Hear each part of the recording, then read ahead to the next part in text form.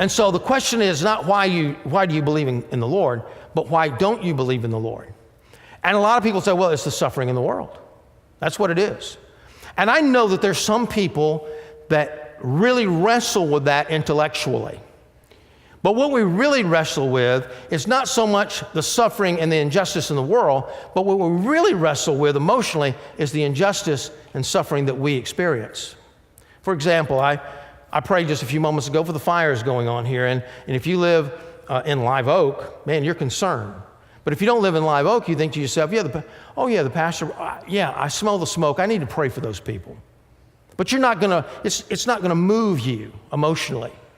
I mentioned that 2 people diagnosed with cancer, but you don't know them. You don't know their names. Both of them go to the first hour, and maybe none of you know them.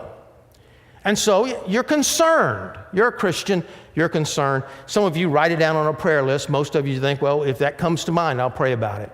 But listen, if you get cancer, wow, that's really personal. Now all of a sudden you ask, why me? Or maybe you ask, is God going to come and heal me? I need prayer. I need somebody to help me. I need the right doctor. Pain becomes really personal to you.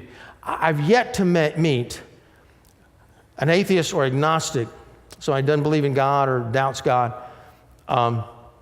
if I talked to them personally and really got down to the root problem that they have, it's not an intellectual problem, it's an emotional problem. And they're saying, look, I prayed for this. I prayed for my sister to be healed of cancer, and she died.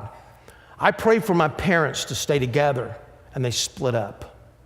I prayed for my husband to get his heart right with God and not leave me, but he left me.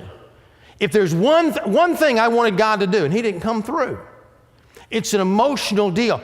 The pain in our life becomes personal. That's what was happening in Asaph's life. There was an experience gap with him.